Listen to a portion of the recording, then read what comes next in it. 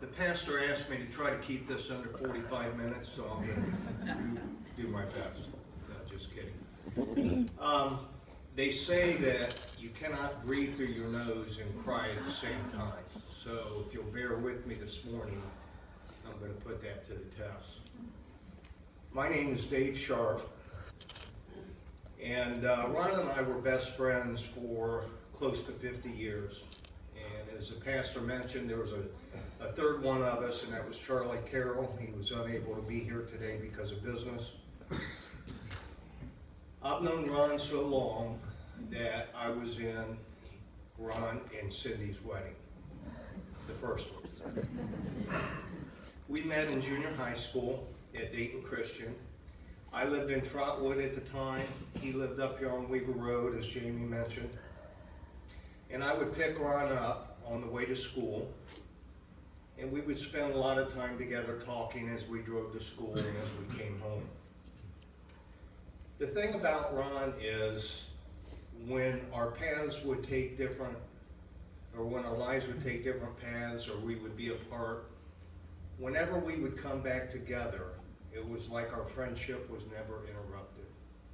There was that bond of love, that bond of brotherhood that we never lost. I was in the Army for 4 years, and I would come home on leave, and Charlie and I and Ron would get together, and I kid you not, we would giggle like schoolgirls, whether we were playing cards, whether we were playing pool, whether we were playing basketball. We always had fun, and we always cut up. As we got older, that never really changed. And in recent history, when we got together for lunch or dinner, we would be that table that was obnoxious, loud, laughing, and having fun. But we were enjoying our friendship. Ron was adventurous. During high school, he decided to move to California and live with his Aunt Sue and Uncle Ted.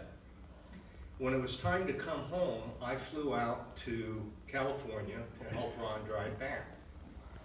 Now picture this, two 16-year-old kids in a 1960-something Volkswagen Beetle driving across the country. Something wrong with the transmission of the car that it will not stay in fourth gear unless somebody holds it there. So one of us is driving, the other one is holding the stick shift in fourth gear, so the passenger didn't get any sleep. Gas money? Forget it. All we had was coins. I don't think we had any paper money whatsoever. We rolled into Dayton with pennies in our pocket, on fumes, and the only saving grace was at that time, gas was only 24 cents a gallon.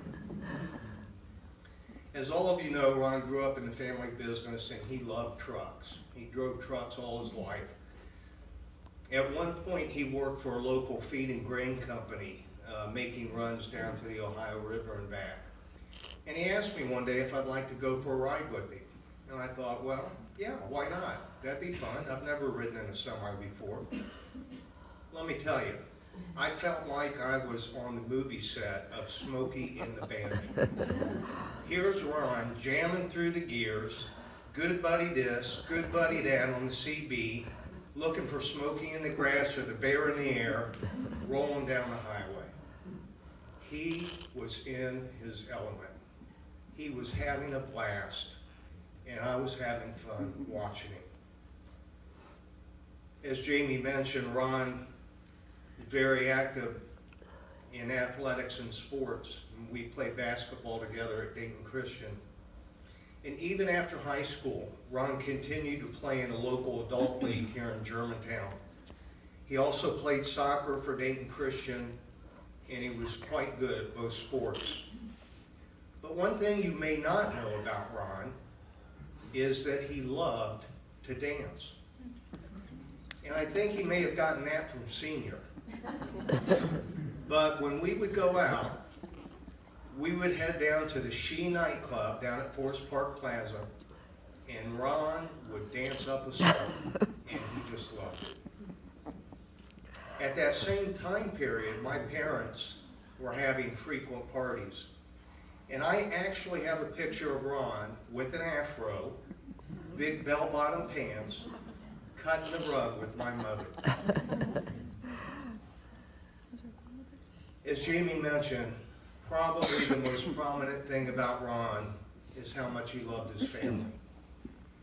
He beamed with pride whenever he had the chance to talk about his children.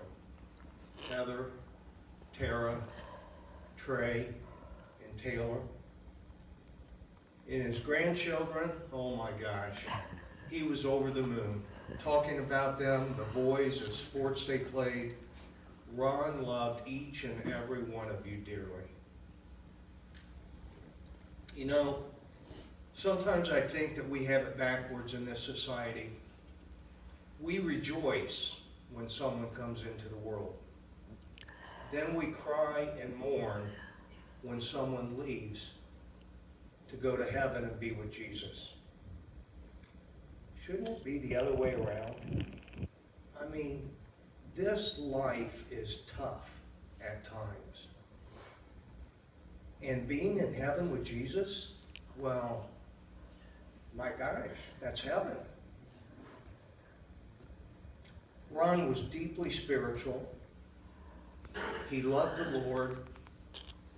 He knew Jesus. To most of us, he was a dad, a husband, a son, a brother, a best friend.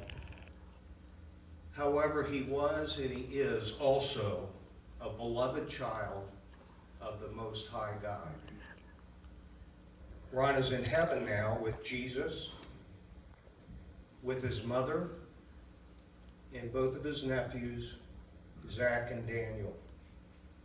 And Ron is at peace. My life verse is Proverbs 27:17. And it reads, "As iron sharpens iron, so one man sharpens another." That's who Ron was to me. Ron was like a brother to me. We had countless good times together, and he will be greatly missed.